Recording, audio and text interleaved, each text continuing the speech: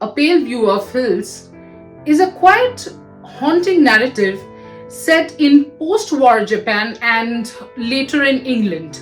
What fascinated me the most about this novel is the way Ishiguro weaves the stories of two pairs of mothers and daughters. By the end, the reader is kind of left with a puzzle. What was so special about it? Said Nikki. Special? About the day you spent at the harbor? Oh, there was nothing special about it. I was just remembering it. That's all. It is for the readers who have patience with ambiguity and are not seeking happy ending, all the time. People who find satisfaction in human relationships, human bonds, and love reading about them.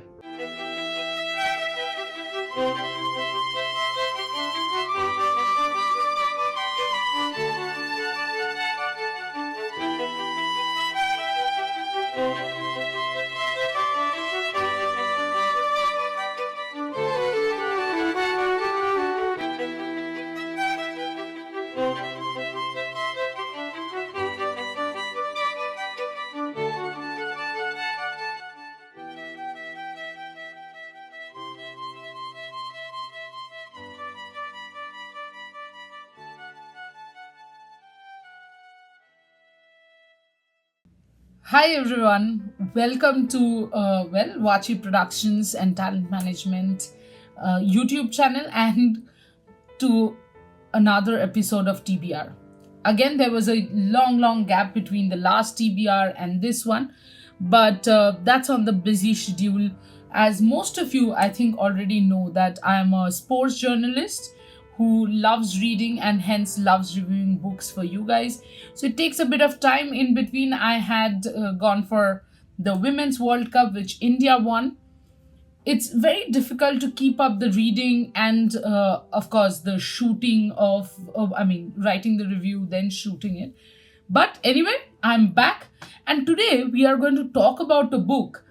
Actually, we're going to talk about a genre which this is probably the second book of that genre that I've picked up, and that is self-help, non-fiction, of course it is, but self-help. Generally, to me, it has always seemed that self-help books are pretty preachy, and I didn't like picking it up.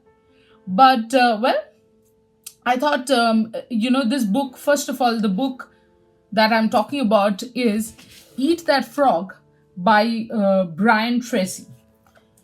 There are a few reasons why I had the book. First, it serves as the E for the Alpha Lit that I'm doing with my book club, the Ready Readers Book Club, the book club that I'm part of, and also because it's quite thin, as you can see.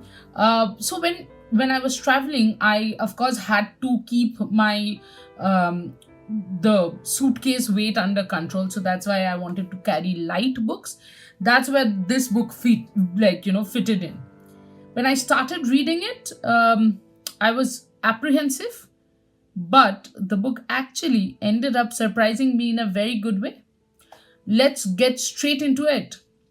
What's the book about? So Eat That Frog is essentially a short, straight to the point productivity book. As the book already says, it's 21 great ways to stop procrastinating and get more done in less time. It's built around a simple idea. If you tackle the most important, most difficult task of your day first, the big frog, you stop procrastinating and instantly become more effective. Brian Tracy actually gives you 21 practical and actionable strategies to help you prioritize, plan better, stay focused, and actually get things done without drowning in stress. It's not theory heavy, it's not preachy, which was very important for me. It's purely about simple habits that make your day smoother. Let's find out more about the author.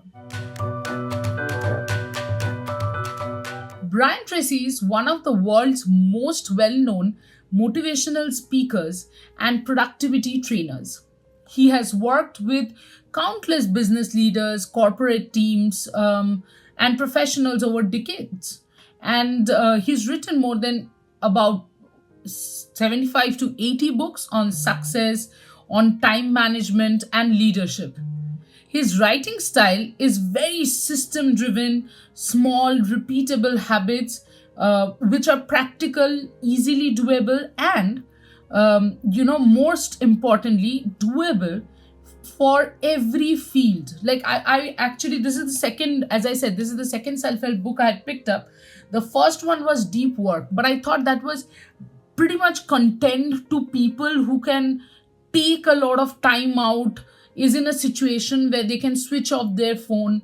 I am definitely not in a job as a sports journalist, as I said in the beginning of the video, to switch off my phone for 2-3 hours and do deep work. I'm definitely not in a situation. If something happens, a news comes, I miss it, my job goes straight up.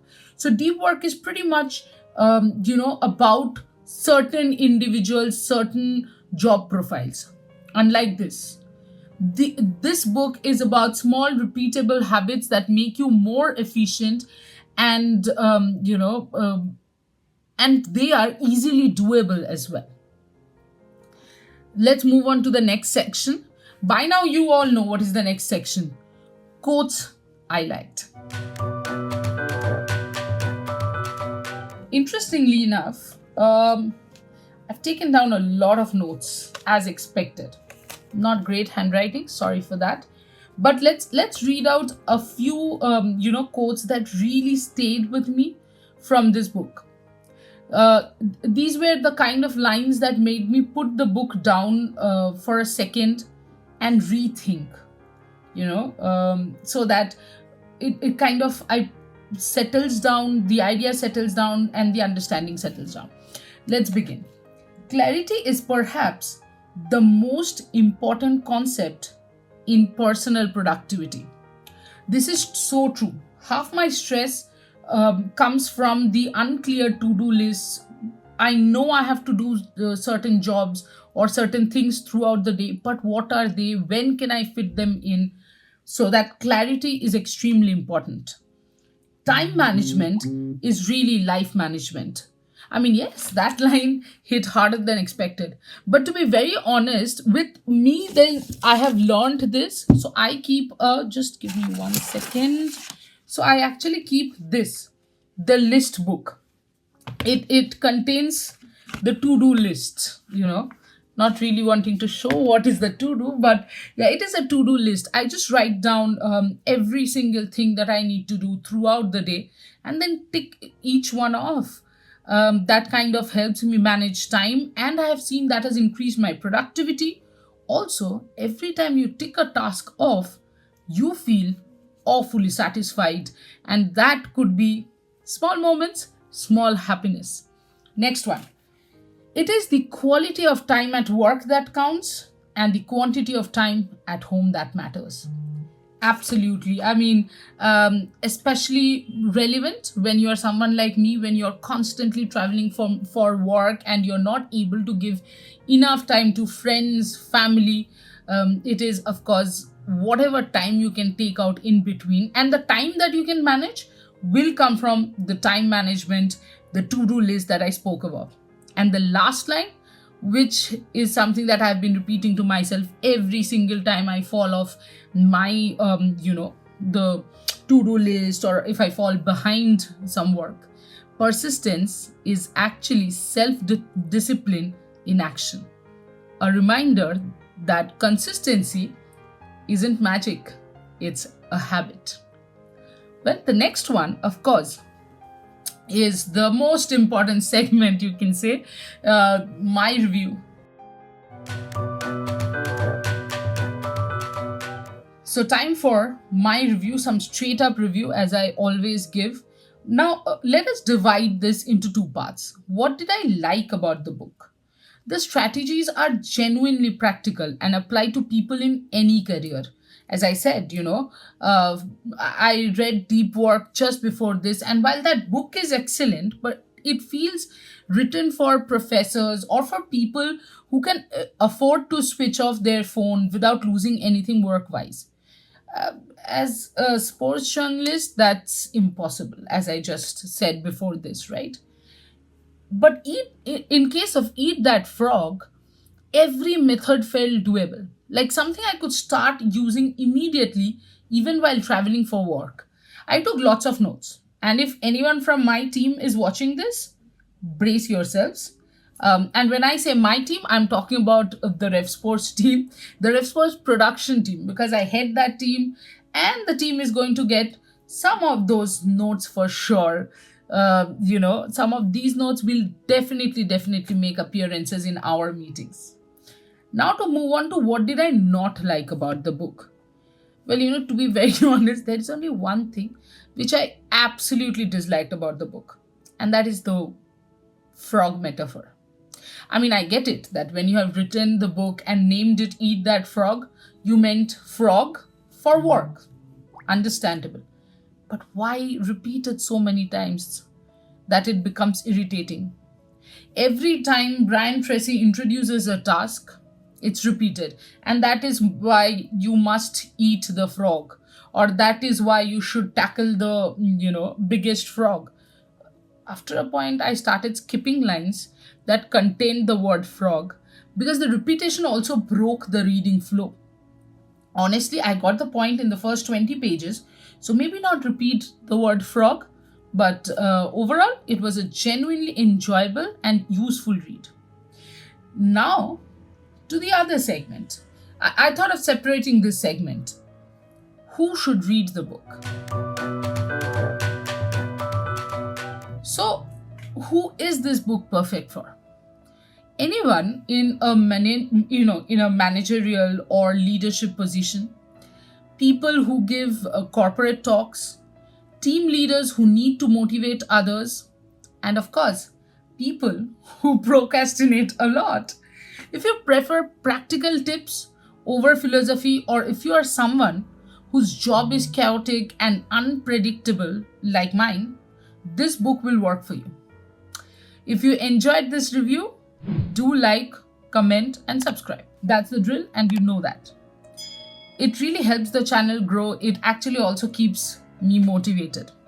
And tell me in the comments below what's the next productivity book you want me to review, or if you have read Eat That Frog, then why don't you guys tell me some of the stories of how it has helped you. Thanks for watching, and I will see you in the next video, hopefully a week from today, because I'm still trying my best to be as regular as I can. And I think Eat That Frog will help me a little more. The techniques there will help me a little more. Bye for now, but do keep watching Vachi Productions and Talent Management. And Kornika Ghoshal, my mother, is putting in cooking videos. She tries to put in interactive videos, so do support her as well. Till the next video, bye-bye.